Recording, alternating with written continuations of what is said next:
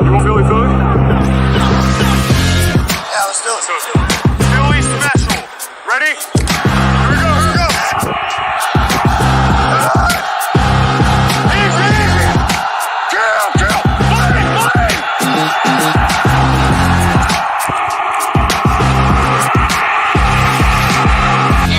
But that was a taste of what he was supposed to be. Last year hurts.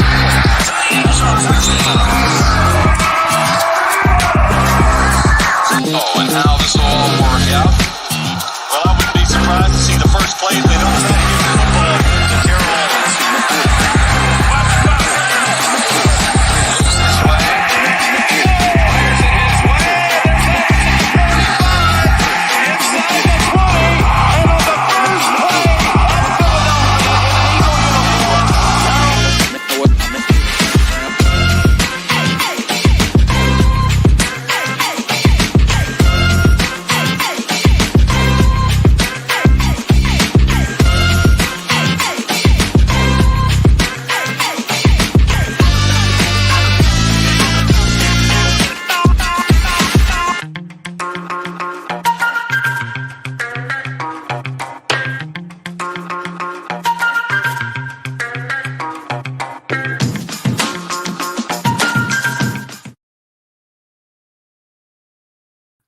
What's up, everybody? Eagles Nation. How we all doing tonight? This is Trending for Four Quarters right here on DSM Media. Have some technical difficulties with our guest tonight, Sage. Working on getting him in here. He'll be here shortly, hopefully. So we got lots to talk about. I know everybody's watching the Sixers game tonight. First game of the year for the Sixers. Hey, I'm rocking my Joel right now. I'm ready to go and watch the Sixers. I'm sure everybody watching, the Adams, Jasons, everybody will keep me up to date on what's going on in that Sixers game as we sit here and talk Eagles-Raiders this week's Week 7 matchup. Lots to dive into, lots to talk about. As always, the Twitter comments still are not 100% working, so I'm going to try to keep up with them on my phone, bring them up on the screen, and bring them up and comment them as we can. But for now, we're going to talk Eagles. We're going to talk Raiders. We're going to talk the current situation of the Eagles and the Raiders because both teams have a lot of questions going on right now. So there's a lot to break down. I want to start with, while we're waiting for Sage here, my poll question of the week, okay? And this is something I'm really hoping to get Sage in here soon because I really want to bring in an outsider's opinion on this topic. So the poll question this week that I ran, and oddly, it's really weird. We have 333 votes. It's a really weird random number. Who is the most to blame for the Eagles' current situation and bad record and team and no direction, et cetera, et cetera, et cetera? And then I threw in the MPS, if Jalen Hurts wins this poll, I'm going to be livid. So 333 votes. Jeffrey Lurie, 21.6%. Howie Roseman, 42.3%. Nick Sirianni took second place at 27.6%. And Jalen Hurts, 8.4%. So the point of this poll is not, I don't know why I can't leave this up here. Why isn't it putting both up here on the screen here? I'm trying to get us both, the poll and me on the screen here. It's not working. Anyway, trying to get Sage in here and try to do this solo here. Little difficult to get started here. But anyway, the point of this poll is, because there's a lot going wrong with the Eagles right now, obviously, but Jalen Hurts, while we don't know and we haven't seen enough to tell whether he is the answer at quarterback for the Eagles, there's so many other issues with this team right now. And you can't put the sole blame on Jalen Hurts. We could blame Nick Sirianni. We could blame his play calling. But can we blame Nick Sirianni? Because Nick Sirianni has been put in a position that he isn't ready for, that he shouldn't have even been put in. So who do you blame if it's not Nick Sirianni? Do you blame Howie Roseman? Howie Roseman's the GM. Howie Roseman is the man that hired Nick Sirianni. Is it his fault? Or did Howie Roseman just hire that yes man? I mean, Howie Roseman seems to be the honest, 42% out of over 300 votes. Obviously seems to be the guy that's, most people want to blame. But is he really the problem? I'm not sure about that. Me personally, I want to put the onus and the blame at the top in Jeffrey Lurie. the enabler, the man that puts Howie Roseman in charge, the man that signs Howie Roseman's paychecks, the man that, he's the one that gives Howie Roseman the power to hire Nick Sirianni, to put Jalen Hurts out there, to trade Carson Wentz, to give out these contract extensions and restructurings that he does that puts us in a cap situation 2 years from now. There's always an issue. So, I really want people to really realize that Nick Sirianni is as much to blame as Howie Roseman. But Jeffrey Lurie is the number one person to blame here because he's the one calling the shots, really, when it comes down to it. And we got our guest finally here. We got it all worked out and all. Let me put this back to the right screen here. My man, Sage Alvarez. You know him on Twitter as the nomination man. He's the guy that connects all the accounts. But he does so much more than that. This guy does podcasts. He's a super Raiders fan. He knows the Raiders, our opponent this week, inside and out. He does podcasts nonstop, and he's even a basketball coach. So maybe at the end we could talk a little basketball and all. Of course. Sage Alvarez, welcome to Trending for Four Quarters, and welcome to DSM Media. Hey, I'm glad to be on the show today. It's such a blessing to be on today, man, and just to be able to talk Raiders and Eagles. It's gonna be an exciting matchup. Ready to get into it. Before we get into the matchup, I want people to know where they can find you because everybody knows you as the connection maker with the nomination post. But you do a lot of great podcasts as well. Where can they find your regular podcast work? Give like a little shout out of all the places where they can find you. You guys can find me at Today's California on Facebook. You can find me on the CoachellaValley.com. You can find me at Today's Canada and Coachella Valley Facebook accounts, as well as my Twitter account, Sage_up. And the nominations has been it's on another level right now. No lie, when you put me in a nomination post, or when my man Jason Voorhees nominates me under one of your nomination posts, I get like 75 notifications within like 20 minutes. It's insane, the community that's being built there on Twitter. It's opened up a whole different world. Even for me, I meet new people every single day because everyone's adding new people and the community's just growing and growing and everyone's starting to catch on. It's like if someone nominates you, just nominate some more people and we just keep it rolling. And it's just I wouldn't even know most of these accounts. How they wouldn't exist if they wouldn't. I don't even know how many of these accounts are real. Some people got 2-3 accounts. I don't even know, but it's crazy. It's Twitter.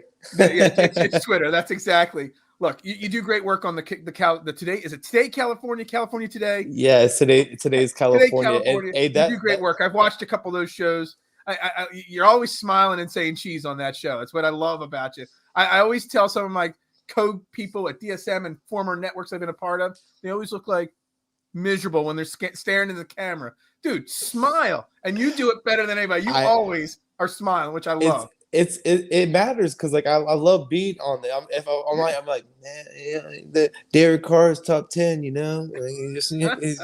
It's like you want to be here or not, bro. Like you don't have to be on the podcast. Like this is something. If you love it, you love it. None of us are making real money off of it yet, so you got to have fun at least while you're doing it. All right, let's get into this Eagles Raiders game, and I want to start the show off by getting your perspective on the current state of the Eagles. I know you know more than just Raiders. I know you follow the NFL as a whole. And I know you've seen my poll question this week. And let's see if I can get it back up on the screen here. Who's the most to blame for the current situation of the Eagles? Is it the owner, Jeffrey Lurie? Is it the GM, Howie Roseman? Is it their rookie head coach, Nick Sirianni? Or is it, their basically rookie quarterback in Jalen Hurts? And so as an outsider looking in, what do you think is the problem with the Eagles that they're in this? The Eagles are saying they're buyers at the deadline. They think they're contenders, all this other stuff. They're saying all the right things to the media, but realistically, that's not the case. But it's not on the flip side of the equation, I don't actually believe that the owner, Jeffrey Lurie, and the GM, Howie Roseman, they actually believe that they're contenders at this point. So who's to blame in the organization? Because we're going to get to the Raiders in a minute. I know they're a mess as well. With all the situation with the John Gruden stuff going on, as an outsider, where do you see the Eagles situation and the problem being with them? They're just in the transition, and it really comes down to the GM, if it's the coach, whoever has the power drafting is really the issue with the Eagles right now. And the way they drafted, I mean, the offensive line has been a problem, and Wentz it hurt his career. And and if they draft a better offensive line, is Carson Wentz still the quarterback for the Eagles? Like you gotta, those are questions that the what ifs. And no, we don't care what the what ifs, but the direction, that's where I put the blame on. You gotta put it on Howie. Well, see, if you're gonna put it on the direction of the team, see now as an outsider, maybe you don't know the details, but Howie Roseman.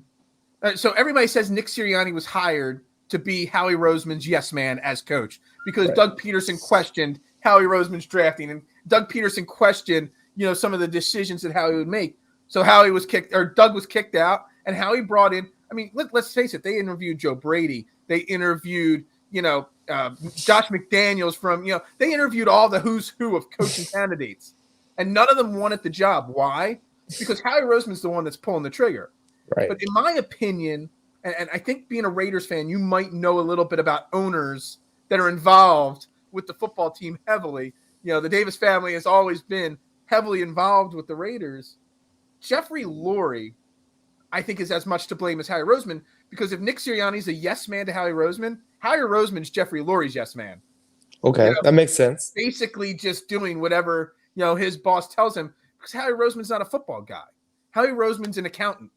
Playing GM of a football team. And he does that better than anybody else. But yeah, you bring up the offensive line. I mean, that's a great point to talk on. I mean, Brandon Brooks, how many injuries? I mean, he's one of the best right guards in football, maybe the best when healthy. But he's had 3 season-ending injuries, and he's on the IL right now. Lane Johnson is turning to the new Jason Peters, always hurt. Take the mental aspect and the problems he's been having this year out of the equation. But still, availability is the number one key in all sports. Andre Dillard drafted him in the first round a couple years ago.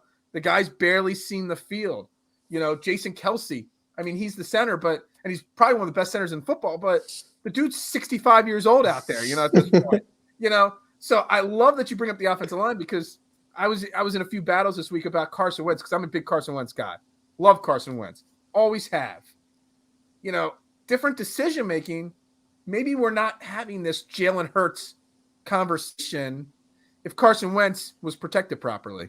Right, and Jalen Hurts could be looked upon as a steal if, let's say, Wentz got maybe just hurt for a game or two, and Wentz and Hurts looked good. They could have traded him and got more assets and it was a good safety. It was a great backup to have. And now he got put into, he's the franchise guy now, at least for the moment, until they make that decision if they go down that road, fully commit. So it'll be interesting to see. I do think. What are your thoughts of Jalen Hurts? Like watching him from I mean, obviously he's a great fantasy quarterback. I know you do fantasy football as well. Right. Taking the bloated stats out of the equation. What do you think of Jalen Hurts as a quarterback? I don't know how much before this week you've watched him, but I think with Hurts, I think he can be the franchise guy. I just think that they need more talent around him, and maybe just the chemistry, and let the timing come down, and let it's a lot of adjustment right now for Hurts. And I do think that for him, I just see Devontae Smith being that guy. I think he's going to emerge as being that really number one receiver. And when he more emerges the role, I think you'll see Hurts' confidence go a lot up. And confidence is a big deal. And that's why I don't think he has a lot of confidence right now, because I think it's just at times it looks like the second half looked a lot better this past game. But overall, it needs to be consistently, his confidence needs to be there. I don't think it's there at times. I think he can get it back during the game, but it needs to be more consistent, where we'll be starting to see everyone will be wanting to more believe in him instead of being more down on his real bad games, because they really pick apart. If he has a real bad game, we all know about it on Twitter. And honestly, let's be honest, a lot of his bad games aren't necessary. I mean, they're his fault. He's the one throwing the ball. He's the one making the decisions, obviously. But can't we put the blame on the coach? I mean, of course. So far, of course. I've got all my stats for the Eagles and Raiders up. Let's go down the list of games the Eagles have played. They played the Falcons, the 49ers, the Cowboys, the Chiefs, and the Buccaneers. Okay. Most of those teams have one, and if we could throw the Raiders in this week, most of those teams have one common thread. They're bad stopping the run. Yet, what does Nick Sirianni do with his play calling week in and week out? I mean, there's been weeks where Miles Sanders has touched the ball 2 times. There's been times where he's touched the ball 1 time. Hell, last week against the Buccaneers, the best run defense in the league, They had 1 rush in the first half. In the second half, they gave Miles Sanders the ball against the best defense, stopping the run 8 times, and he rushed for over 50 yards against that defense. So what's that saying about, can we judge Jalen Hurts when you've got a coach that calls 50 passes a game to 8 rushes when you're going up against bad run defenses to begin with? I remember one play when Miles Sanders got the ball, there was a huge applause. Yeah, And it was because it's the play call's been atrocious, and that's a great point, and I love it. The play call is not there, so is it really? That's why I'm not one of these people who are just jumping on the get another franchise quarterback already. I'm like, I think we need to see a lot more. We have more. Hurts has more time to prove to us he could be, and I think he can, but I don't think that. I think it's way too soon to just jump off the bandwagon. Absolutely too soon. I mean, look, I've seen some things that I like, and I've seen some things I've not liked. On the flip side of the equation, and the first time on my show, I've talked about it before. I'm a big Jalen Hurts fan, dating back to even when he was at Alabama, Oklahoma. I've been following his career for a long time. I love his gamesmanship, his leadership. I mean, the guy, you want to play with a guy like him. I mean, he gathers through. I mean, they haven't really been blown out this year, and he's kept them in games. He's kind of like, almost like, to an extent, not the same player. I'm not saying this, people, that it's the same player, but he's kind of like Tim Tebow in the sense where there was never a game that Tim Tebow was out of in the pros or college. He'd win ugly sometimes, he'd lose ugly sometimes, but he kept his team in with his heart, his determination, his leadership. And that's what Jalen Hurts does. And that's something that can be built upon. You can work on timing. You can work on footwork. You can't work on having an entire team back you and believe in you as the quarterback. If Jalen Hurts had Jamarcus Russell's just skill, I mean, that hard alone, it would have been one of the greatest quarterbacks of all time. Jamarcus Russell, he needed. I mean, you're a Raiders fan, that's why you bring him up. I mean, that dude needed to go to the Wizard of Oz, for a heart, man. That guy. I mean, yeah, listen to the tape, man. Can we call him the biggest bust at number 1 overall, quarterback-wise? Easily. I mean, he's got to be, right? Easily, right next to the offensive lineman for the Packers. That one, he had like the steroids. He's like both of them. Right There's been a lot of busts, but Jamarcus Russell is 100% up there in the top 1, 2, 3 there, and you got to see that firsthand for sure. It was bro. Imagine if I remember this situation at the time. Not a lot of people know that David Carr had the Raiders starting job handed to him, and he said, I'm going to go to New York and be the backup quarterback so I can maybe have a couple more years of my life, because the Raiders he just experienced the Houston Texans where he got banged up really bad. And so if he goes to the Giants, if Eli gets hurt, he's on a great Giant team. So naturally it makes sense. And if that happens, because Lane Kiffin wanted David Carr, we get Calvin Johnson. And how much could that change Oakland Raiders history? It's actually my least favorite thing to do. Go back and relook at drafts and be like, what if we did this and what if we did that? It was lame. It'll literally piss you off for hours if you're rethinking your team's drafts, because there's so. I mean, in Philly, Raiders have been losing for so long. That's all I can really do, honestly. Yeah. I mean, the year the Sixers drafted Larry Hughes instead of Paul Pierce or Dirk Nowitzki. I mean, that's the first one that jumps into my mind. Just right off the bat. But there's been dozens of. I mean, we could talk Eagles. Passing up on Justin Jefferson for Jalen Reagor, who can't catch a ball, can't run a route, can't do much yet. We could talk about Arcega-Whiteside instead of DK Metcalf 2 years ago. There's countless things with the Eagles lately on that situation. All right, but now let's talk Raiders for a second, okay? Before we get into the game itself. Look, we know the John Gruden thing happened. Okay. Right. We can talk about it if you want. We cannot. But I need to know first, as a person that's covering the team, that's watching the team, that's following the team closely, how is the Gruden situation being handled in the locker room? Do you think it's distracting the players at all? I mean, I know they beat the Broncos last week, but on the flip side of the equation, maybe it was too soon to really affect them fully. So where's the mindset of the Raiders players right now with that whole situation? This is the most mature Raider locker room they've had in over a decade easily. I mean, Okay. unless you're going to compare it to that was it 2017 when we had a really great team until Derek Carr went down. This team really has maturity, and Derek Carr has the attention of the whole locker room. You could tell his leadership on the field, demeanor. Players listen to him. Players love him, and for a guy, I mean, they've already had to deal with with the Carl Nassib when he came out, and when he did that, Derek Carr is a known Christian, and when he was like, no, that's my brother. I think that I spoke volumes in the locker room and brought closeness. And even with all the Gruden situation, it is a huge distraction, and it's going to be a distraction every day. But when they went on the field, I think you just saw better play calling. You saw a team that was determined. And even though a lot of people in fantasy were upset about Waller's performance, that's because they finally realized and they were looking, and Ruggs, to his credit, made the perfect chess match. When Waller gets double teamed, they leave Ruggs open. And on one play, they left Edwards open. He had a 53-yard pass play. So you have to pick and choose. You either get Waller, cover him, and make sure he doesn't really make it tough. And Carr will still throw it. Carr will still throw a double team because Waller will make plays. But at the end of the day, Waller, when we get into the keys of the game, that's somebody I'm going to be talking about a lot because he scares me as an Eagles fan big time. Man, imagine just leaving him on the practice squad as a Raven. Again, a what if? How many times we got to talk about the what ifs? All right. Oh, yeah. So you touched on something with Derek Carr's leadership. And now, look, I'm going to be honest. I don't watch a ton of Derek Carr games. But on the flip side of the equation, because of fantasy purposes and being a big fantasy football guy, a big daily fantasy guy, I've always stayed up on Derek Carr's career. I've always thought he's been an underappreciated quarterback, maybe not top 5 or top 10. There's some super fans that think he's like this, MVP caliber guy.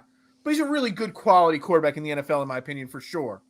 Has he always been that good quality leader, or is this something new this year with him? No, it's nothing. So it's nothing new. It's finally the talent on the Raiders. I mean, last year the defense was the main problem. The Raiders' offense was playoff ready. The defense was the worst in the league. Like I think the worst actually in the NFL last year. And to be honest, they played the part because they couldn't get stops. They were so young and full of talent. That's the only difference, was they weren't mature yet. They weren't ready yet. I mean, Abram.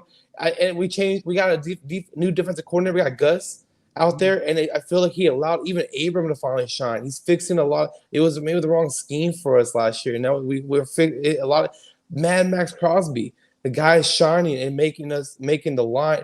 I felt like he didn't have that great of a year last year, but then you find out he had surgery right like the day after season, so he's playing hurt. Wasn't as effective. Comes out in the Baltimore game and just makes Lamar Jackson wish someone else beats us in the playoffs, because this Raiders team is a playoff team. Derek Carr's always been that leader. He's been with the Raiders. Talent wasn't there, and when Gruden came in the first year, Derek Carr didn't look that comfortable in the offense. He was still reading a lot, and plus that the team was horrible. And then the next year saw progression in Derek Carr. You saw him grow. You saw him now. He's making adjustments at the line where first year Gruden wasn't letting him do that. It was more Gruden's calling it, and that's what it was. By year 3, it was way up there where they're beating the Chiefs, and they should have beat the Chiefs twice. They left a lot of points on the board at times there because they're very immature. That was very immature, but they were talented. But now this year, it's starting to come together. I thought they had, it was a rough couple games that they had, but I think it's up and downs in the NFL. It's nothing new. Absolutely, there's lots of ups and downs. Okay, so all right, we had some technical. We started before you got here. I want you to practice helping me say his name.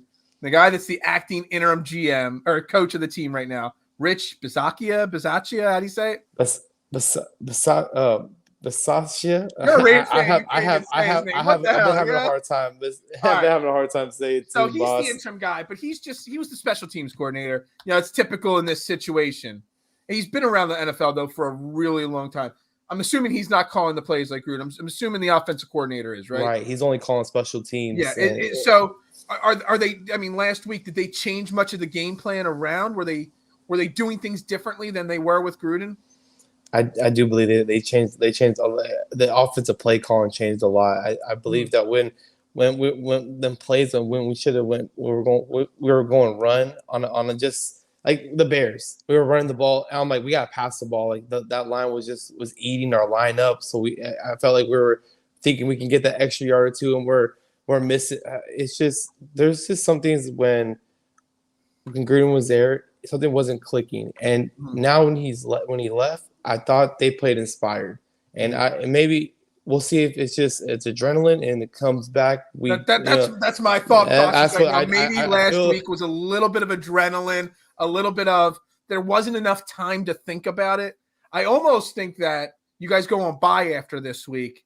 The week after that is going to be the real litmus test of this team. When I know it's the New York Giants, you're going to New York to play the Giants. Not a good football team, even worse than the Eagles. But there's going to be time to let all this controversy stew. The sports media are going to be talking about it more and more and whatnot. There's that little lull in sports when you have that bye week. And I almost think that that'll be the big test to see if the Raiders can overcome all the controversy is after the bye, after all the questions and after everything has had time to, stew around there. So, that'll be the big question mark for me there. So this Raiders team, obviously Derek Carr, you love Derek Carr. I appreciate Derek Carr.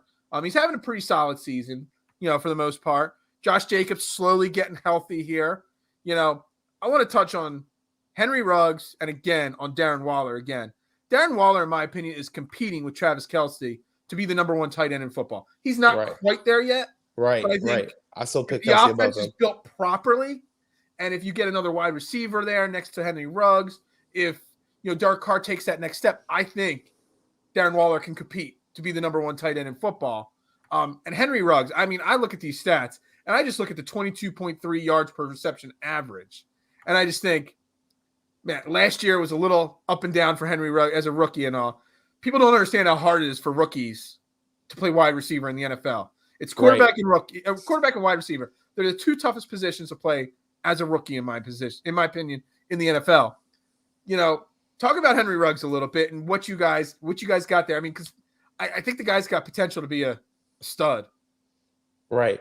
And just doing a lot of research and hearing from a lot of insights. So one insight I got was from Tim Brown. And when Tim Brown, you really called out, and you go back and watch the film, it really matched up to what Tim said. Tim said when Ruggs was running, he wasn't running 100%.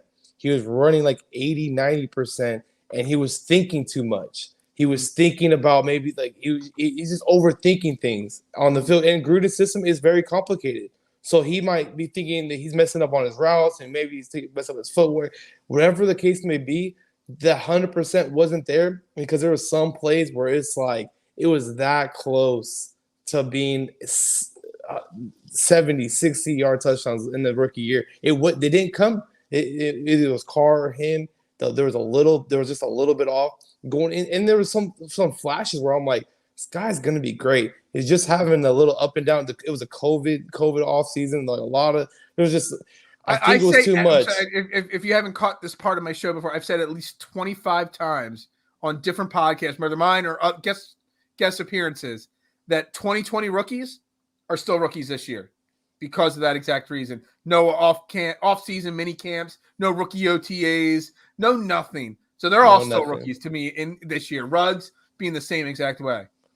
And I think they got judged too prematurely because when you have guys like Justin Jefferson set the record, it's like you guys aren't doing that. Like, of course, not many people are doing. Only he put up the stats like that. There's a reason why. I always talk about with Devontae Smith, and you brought him up, and I think Devontae Smith.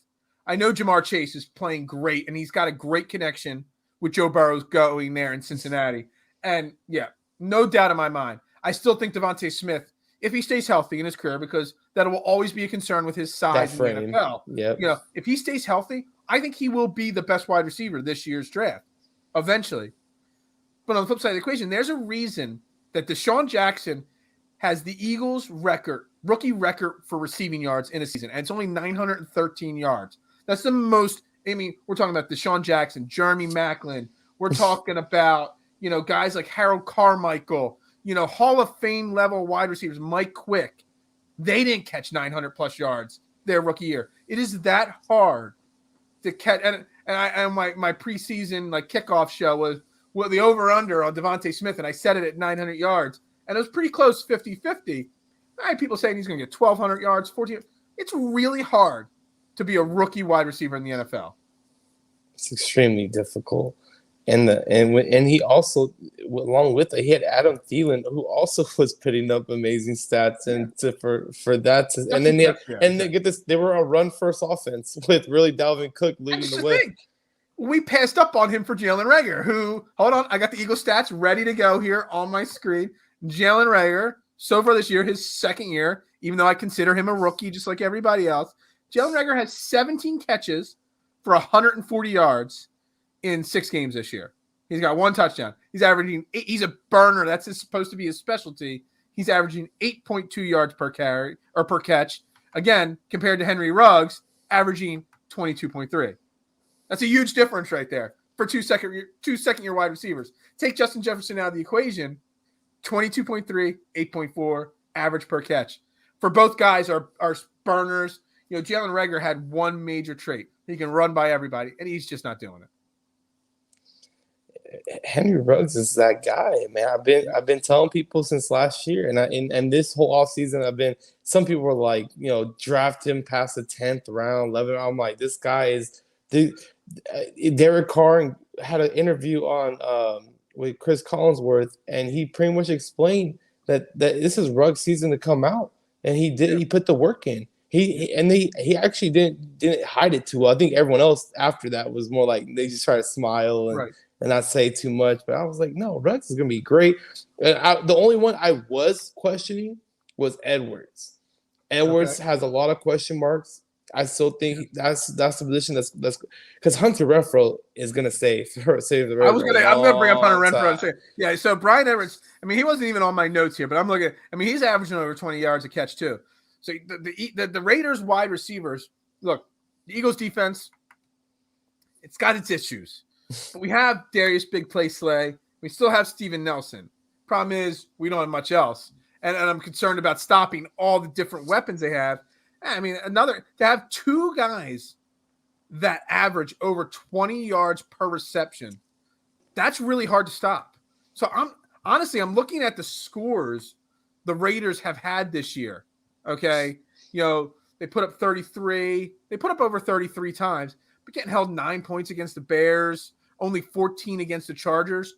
So what's holding the Raiders back from doing this consistently week in and week out? It was bad play calling. You're confident in that. That's the Bears game. Terrible play calling.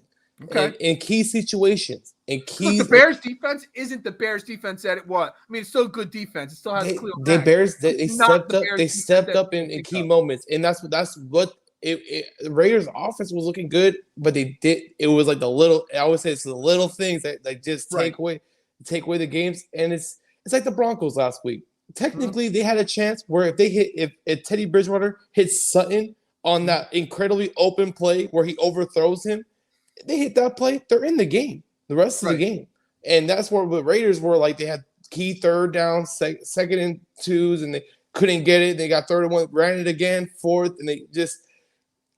Bad play calling, and that's where I thought that this last game it was way better. Basically, it's going to be bad play calling versus bad play calling, basically, because that's the Eagles' problem as well. Right, and I think it came. Like I said, the Raiders have the talent on the offense, and Hunter Renfrow, he's just stepping up. I believe this guy is just he's too fast. I don't understand Hunter Renfrow. I've got him on my bench in my fantasy team. He's like a backup when AJ Brown was hurt. Sat a week ago. Played Hunter Renfrow. You know what I mean? He's there as my backup for bye weeks and all. But I watch this guy play, and I watch his route running. And the first time you see it in full game speed, you're like, what is this guy's like? He doesn't look coordinated. He doesn't look natural. But then you watch it like over and over again. You're like, this guy's got some talent. This guy's got a little Wes Welker or Julian Edelman. Right. A little Cole Beasley, the poor man's Wes Welker in there. This guy's got some potential to develop into quite the slot wide receiver in the NFL, in my opinion. What's his nickname? Third and Renfrow. I couldn't have told you that. I thought you were making something up there on the spot. No, there. That's a real thing. Hey, when it's third down, it's probably gonna go to Renfrow. Like, and it's a real thing. Against right. watch the game. I tweet it every time if I see it, I'll tweet it out. Third and Renfro. Actually, that has a good ring to it there. I like it. All right, so I'm looking at the box scores here, and the team stats from the last couple of weeks. Has it really been that just Josh Jacobs been banged up? Why? I mean, the Raiders have only rushed for 100 yards once against the Dolphins, which I think any team can rush for 100 yards against the Dolphins right now. Is it really just that is it the bad play calling? Is it Josh Jacobs banged up? Is it a little bit of both? What's the situation there? Offensive line's been struggling this year, but it's in transition. It's rebuilding, okay. and that's what a lot of people criticize. They criticize Gruden for going in the direction he gave up Rodney Hudson. He gave there's other guys will let Trent Brown go back to the Patriots, and look what Trent Brown is doing for the Patriots right now. He's hurt. He's not available, so he wasn't available for the Raiders either last year. And part of it wasn't his fault. I won't. A lot of it was, but part of it, was on the Raiders staff with the faulty. It was something with the shot, and not something bad happened with it, so he ended up losing 2 games off of that. There was just his availability wasn't there last year, and if he's not there, Carr's getting pressured, and we got Alex Leatherwood right now, the first round pick from Alabama. Offensive linemen don't do good in their rookie years. Even our best. That would be third on the list of struggles for rookies. And that's a bit. I don't get this. It really took our former our left tackle. It took him about 2 to 3 years to finally be that great first round where everyone thinks he's going to be. It took him to his 3rd year. His 2nd year, he looked average to above average. But the first year, he looked like he didn't belong in the NFL. Okay. That's the thing. You have to, offensive linemen, they do have to kind of go through that, and they have to get a lot stronger because that's kind of what's going on with Andre Dillard of the Eagles right now. I mean, his rookie year, he was kind of a stretch at what was 21 or 22 that the Eagles traded up to get him at. He struggled his rookie year at left tackle. They tried to bounce him around because of injuries to left guard, to right tackle, and he really struggled at all those other positions. And then last year, he pretty much missed the whole season with injuries. Jordan Mailata beat him out. I mean, he played really well last year, Jordan Mailata. Do you know Jordan Mailata? Do you know the name? Yep. The rugby guy. I mean, I don't know how close you're following. Jordan Mailata is like this random stud that we drafted out of rugby that, never played football before the Eagles drafted him. Never even saw a football game. Never won football game in his life before he came to Philadelphia. And Jeff Stoutland, the Eagles, our lineman coach, should get a Hall of Fame jacket just for turning Jordan Mailata into what he is. Jordan Mailata won the left tackle job this year in camp, and rightfully so. He earned it last year.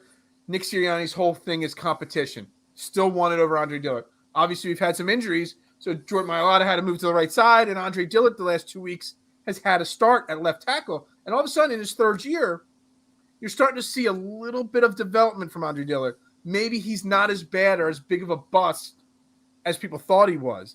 And if Jordan Mailata can randomly figure out how to play left tackle in the NFL after never watching a football game, he can figure out right tackle too. And maybe you've got some bookend tackles there now because we've not given up on Andre Dillard so quickly. Yeah, there's always some payoff when you don't give up too quickly on players. I mean, you could ask the Chargers about that when you gave up too early on Drew Brees. That's a huge one right there. Yeah, absolutely. Absolutely. All right, let's look this week, all right? We got Raiders. We got the Eagles. It's in Las Vegas. Have you been to the new stadium yet? I have. I've seen it from the outside. I haven't been inside yet. I'm going to go to a game. Seeing it from the outside doesn't count. I know it doesn't count. I got it. Is it a hot ticket? Are they selling out every week? Or are they like? It's a hot ticket. Yeah. Is it like StubHub like prices through the roof and all? I'll still pay it next month. I'll probably be making a trip by like November if I have it in between because I got college basketball season coming up. So, but I think if Sundays are our days off, so after practice on Saturday, I might be making that drive to Vegas real quick. You're in Los Angeles, right? I'm in the Palm Springs area, so it's only about like a 3.5-4 hour drive for me. And I spent some time. I spent a couple of weeks for work out in San Francisco, and we made that drive to Vegas from San Francisco one day just to go out there for shits and giggles and stuff like that. It's a fun ride, right? Especially when you got Vegas in the horizon there and stuff like that. So all right, so we're looking at this week, okay? Eagles, Raiders. I think it's a closer game than people think. So I'm going to let you go with your first major key that you think that the Raiders need to do to beat the Eagles? The Raiders need to utilize the run game, and they have to be able to get those 3 to 4 yard. You got to at least get the 3-yard gains for the run game. It's been a struggle at times, and if they can't establish the run, I think the Raiders they'll be in a lot of trouble if they can't get that going, because if they rely too heavy on the pass, I think that it'll play in the Eagles' favor for this game. I really think you have to start with the run first and then go into the pass, not pass. Yeah. All crazy. Well, is Josh Jacobs healthy enough to do that? Yeah, he's from what I've seen, that he's going to be ready to play. Okay, all right. I mean, the Eagles have given up ballpark close to 800 yards in 6 weeks already, rushing the ball. Rush defense wise. So you can run the ball. That was supposed to be the Eagles' strength, their front four, but losing Brandon Graham and some other issues. They just can't stop the run.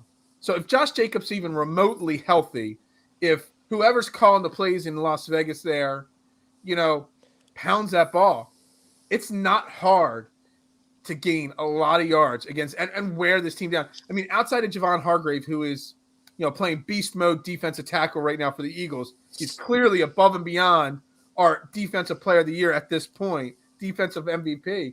I mean, this team's gettable. I mean, our linebackers, Alex Singleton, he's a nice guy. I love him. He's a great guy. He's a nice guy. He's got a great story, but he's not an NFL starting linebacker. Say he's a nice guy. He's a nice guy. He really is.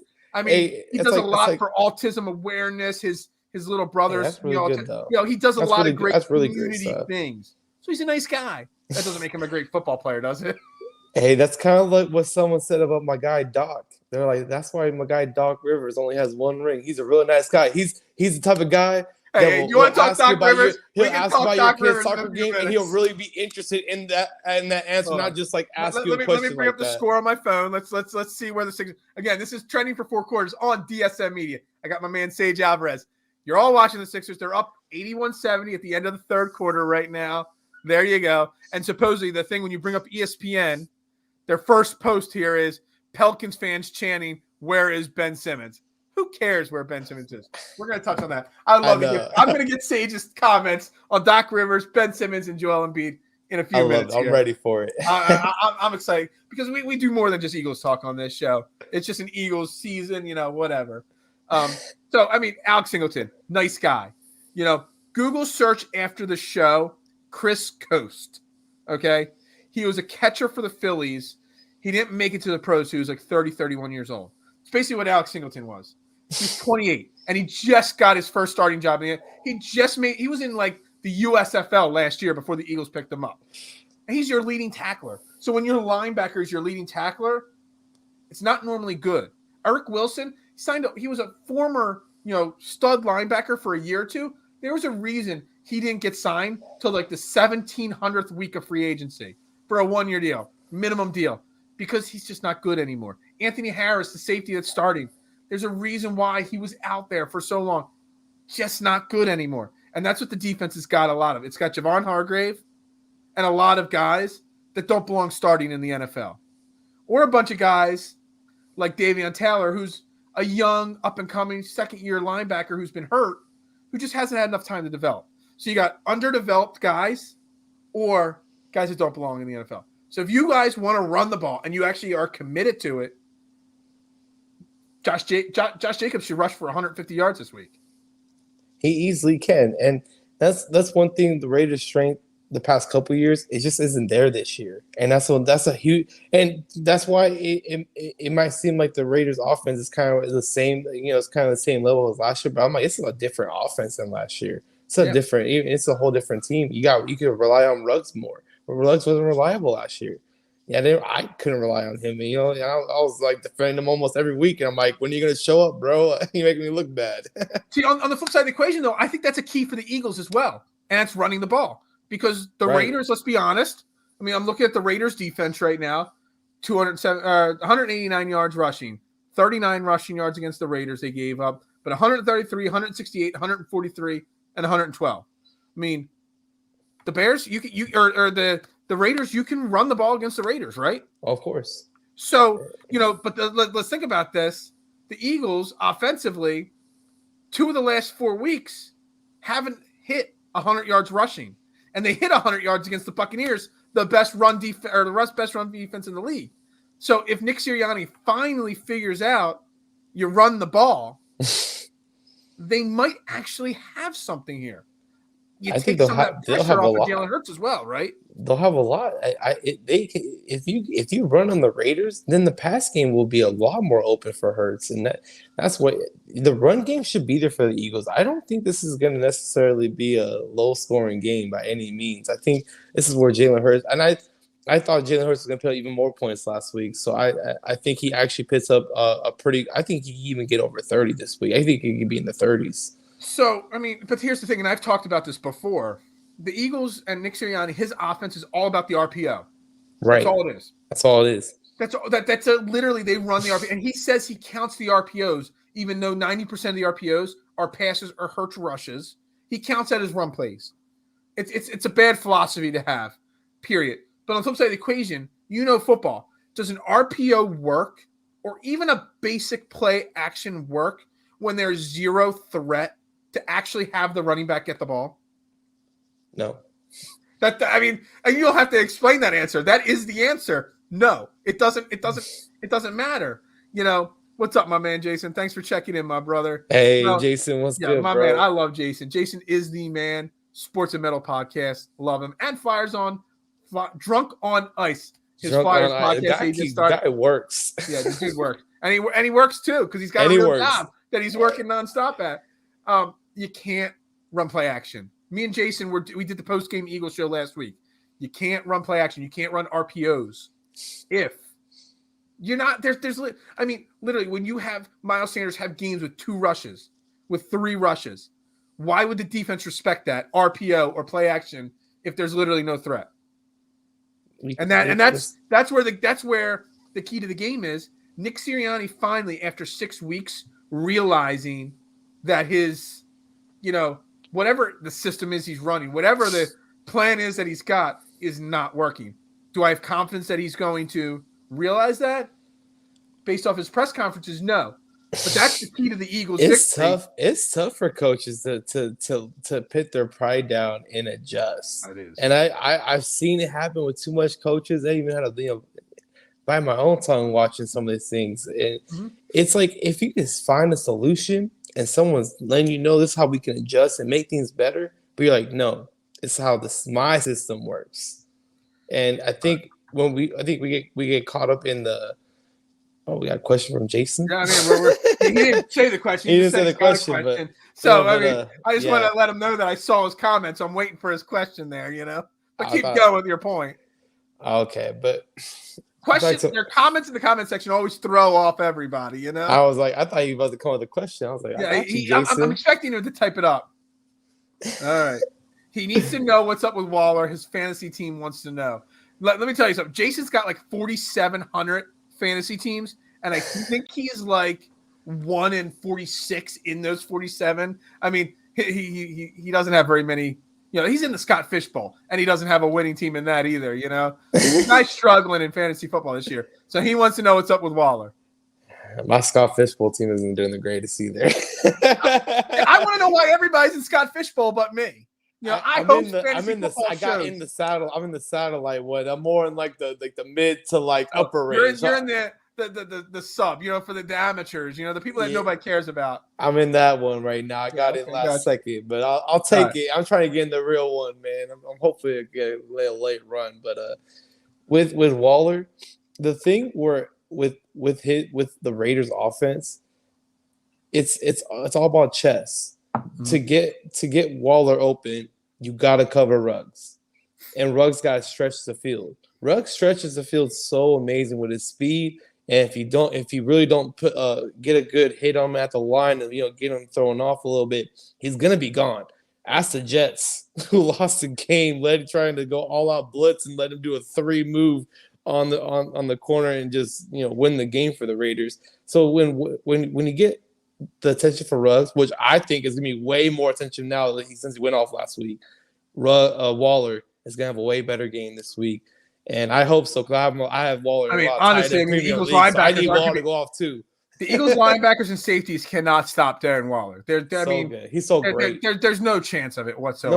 Number two tight end in the league. I'm not pinning over Travis Kelce either, so I have respect to Charlie. Yeah. He's still the best. I don't know. I mean, we can get sidetracked for 10 seconds here. How many times do you see Travis Kelce get wide open every single game? You're like, how does a team let? I mean, he's not like a 4 foot tall guy. He's like 8 feet tall and 300 pounds. How do you not cover that guy? There was one play I saw, and there was like a 2-minute drill where he caught the ball in the middle of the field. It looked like he was going to get tackled, but he was able to just run out of bounds. It was just some magician stuff. There's nobody within 10 yards of him. I just don't get it. All right, I want to get some Ben Simmons takes and some Sixers takes from you real quick. Eagles, Raiders, predictions. How do you see the game going down, and why? I see the game going down where it's going to come down. It's going to be a close game with one possession with about 4 minutes left. I see Derek Carr finishing the game and getting a touchdown, getting it towards 14. I see the Eagles kind of like struggling at the end, trying to, maybe the Raiders play a little prevent defense, maybe let them score a touchdown, and maybe an onside kick where it comes down, Raiders recover the ball, and maybe they have the Eagles take the timeouts. We'll see how the coaching goes into play. So they had that 3 timeouts. I think the Eagles still end up losing that game. Raiders win by one possession. Okay. We'll go 37-31. 37-31. All right. So we're on the same page. I write down my score before the show. And then I talk to my guest who covers the other team, and then I make notes and I see if I adjust it. I haven't adjusted my notes. But I had the Eagles at 31 points, okay? I had the Eagles at 31 points as well. Okay. The Eagles have been a second half team. They've been a third quarter, fourth quarter more so. They get in their groove, whatever. Sirianni makes late adjustments and gets a little bit of momentum. Look, I love the Raiders. I'm just looking at this being the game before the bye with all the controversy that's going on, that maybe the foot gets taken off the pedal a little too early. And I think the Raiders jump out, score early. Maybe they're up 14-0, 17-7, something like that early on. But I got the Eagles winning this game. I'm breaking. I originally had them losing this game. My preseason predictions were 2-5, with them winning the first 2 games and losing 5 in a row. The Eagles. I had that, but I'm going to be honest. I'm looking at the stats. I'm looking at the Raiders' defense. Not only can you run on them, I mean, you can pass on them. I mean, they've given up. They gave up 300 yards to Teddy Bridgewater last week. They've given up 400 yards of offense twice this year. A lot of his points were in garbage time, though, for Teddy Bridgewater. And that is true. That is true. And that's where a lot of Jalen Hurts stats come from, is garbage time. That is fine. But I got the Eagles winning 31-28 because the Raiders just take the foot off the pedal a little too early. Jalen Hurts gets his momentum going and leads that game-winning drive to score a touchdown to put them up 31-28. Again, some of the Eagles' success, in my opinion, has come despite Nick Sirianni. It's been Jalen Hurts and his leadership. Jalen Hurts, Lane Johnson, Jason Kelsey, Javon Hargrave, Fletcher Cox, the leadership of the veterans and Jalen Hurts on this team, despite Nick Sirianni's awful game planning and coaching and all. And I think this is a game that maybe they can catch the Raiders getting ready for that week off a little too early.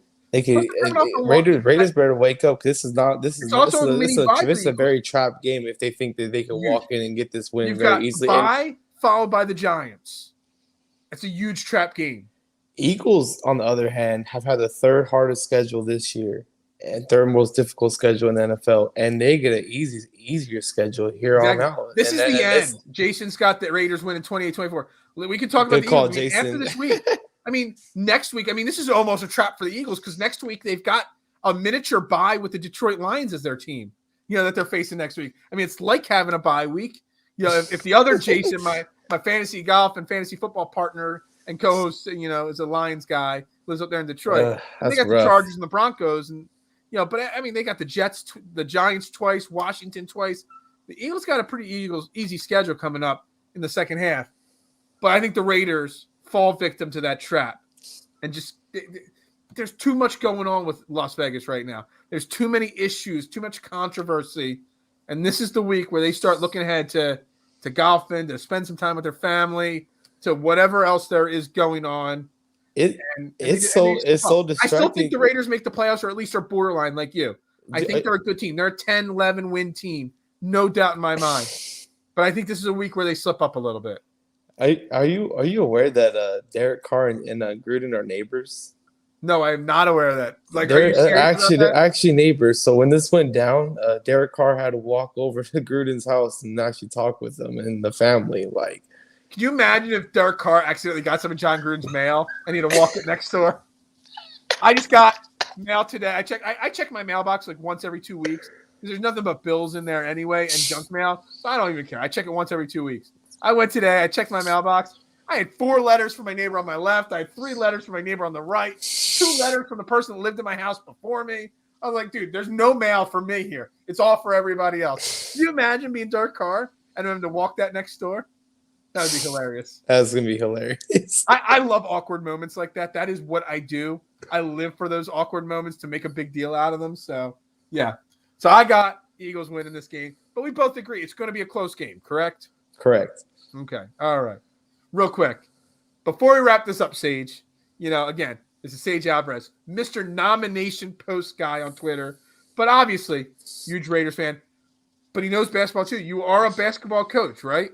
That's right. College basketball. Where do you college basketball coach now. College of the Desert, assistant basketball coach there now. I'm sorry, I didn't catch it. What's the name of the school? College of the Desert, and it's in Palm Desert, California. We're a junior college, and it's been a blast so far. How long have you been coaching basketball for? Since I was 16, so wow. We're going on. This is 12 years, and I've only had You're such a baby. I know, right? It's only 12 years. I've been coaching AAU since I was a junior in high school. And I was playing basketball and coaching at the same time, travel basketball and playing. All right. So first, before we talk Sixers themselves, I need to hear your opinion on the whole Ben Simmons. We're gonna call it now the saga. It's like the Infinity War saga. It's a saga. That's what it is. What are your thoughts as an outsider from Philadelphia on the whole disaster that is the Ben Simmons thing? I should have just let the process gave it another couple of years, because if they had waited a couple more years, they would have not got rid of Jason Tatum for Fultz and gave up more. No, I didn't ask about that. I asked about Ben Simmons. But if anything, it's like a domino effect. That's where I'm more leading to. Gotcha. I'm leading to where when you got Jimmy Butler there, and he talks about the time where they're running the certain offense where the ball's really in Ben's hands, and then when you go into the Raptors series, it's like, Jimmy, it's on you, got the ball, and let Ben, even though that technically should have always been a mix to begin with. And Jimmy said they should have been doing it to begin with and not just switch it all quick. Now you got to upset Ben from here on out, from that moment. And I'm glad I heard that Jimmy Butler interview, because I heard it way after with the JJ fact. Redick. Yep, and it was with JJ Redick. So when I heard that full interview, I really got the full insight, because I listened to it 2 times back. I believe it. I should listen to it another time and understand every little nuance of that interview. Look, Ben Simmons. I mean, somebody today posted on Twitter. I don't know if I forget who it was. His draft card, like from a scout, like his pros and his cons, and basically everything that's going on was in the immaturity, that needs to be the center of attention, that needs to, be the man, the focal, like everything that's going wrong right now was literally on his draft card from this scout from, years ago. I mean, it's insane. And yeah, look, I'm a Jimmy Butler guy. I'm a Jimmy Buckets. I still have my Jimmy Butler jersey. I still wear it with pride. I do. And yes, Ben Simmons won, Brett Brown won, Jimmy Butler went. But man, Ben Simmons, I mean, he's a basket case, a head case. I mean, it's insane to think that everybody thought that the Tatum Fultz mistake, which I don't think it was a mistake, because Fultz was the consensus number 1 pick, and it was pretty obvious that Boston wanted Jason Tatum. So whether we made that trade or not, Jason Tatum was going to the Celtics, in my opinion, no matter what, whether we did it or not. And Fultz was not consensus. He was about 85% the number 1 pick. I was having him like number 4 that draft. I wasn't. I was actually. I'd rather have Lonzo or Tatum at that point. Lonzo's somebody we could talk hours about Lonzo because he's slowly developing now that he's got time. He Into got quite got the point guard. confidence. He got his confidence back when he was Exactly. able to get his shot back in the Absolutely. summer. Because he rehabbed the first 2 summers. But more on Ben Absolutely. Simmons. I'll keep it. Ben Simmons. I mean, if you think about it, everybody thought that the Fultz Tatum thing or Hinkie being fired as GM because the league forced him to it. They brought in the Colangelos who screwed everything up. Everybody thinks they were all the problems. I mean, Ben Simmons, he has the potential to ruin the process 110% here. If we can't trade him, if we trade him for too little, or he just sits there and is a distraction. Joel Embiid has a small window. And I always say 7'2", 285-pound guys like Joel Embiid, they don't have a really big window of success. Their bodies will break down at some point. Joel Embiid already has injury issues. Tonight in the first quarter, he was already grabbing his knee. Because he took a really hard hit. And when you're that big and you fall, you're going to get beat up pretty bad. This is a window, a 2 to 3 year window with Joel Embiid last year, this year, maybe next year. And the whole Ben Simmons saga could ruin that. It's definitely could ruin it. And the momentum where, like you said, you can't get too little for Ben Simmons. And you just gave up James Harden the previous year because you said, I'm not including Ben Simmons in the trade to Houston Rockets. So then the Rockets. Oh my God. Why would you say it? We literally went from talking about James Harden for Ben Simmons to talking about Ben Simmons for second-round draft picks, basically. Being a little sarcastic there. Right. To think that that's the range that we just went with Ben Simmons in less than a year, it's mind-boggling. It's they're not doing that. They can't. There's no way. And here's where I think he ends up. I think he either ends up, and it's my number 1 favorite, Portland. I think he ends up in Portland. And next spot, I would probably say, and they got to put a little hardball with them, but I think the Spurs.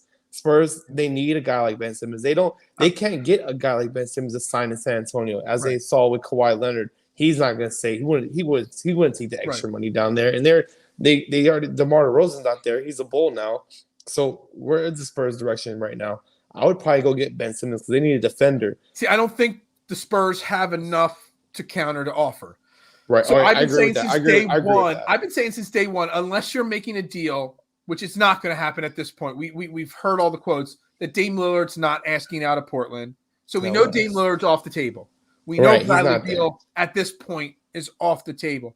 So outside of those 2 guys, any other trade the Sixers make for Ben Simmons most likely is a complicated 3 or 4 team deal. Like I could see Portland, I could see CG McCollum, Robert Covington, I don't know, maybe another player, a couple draft picks. Maybe that's enough. But the Spurs, DeJounte Murray, he's all right.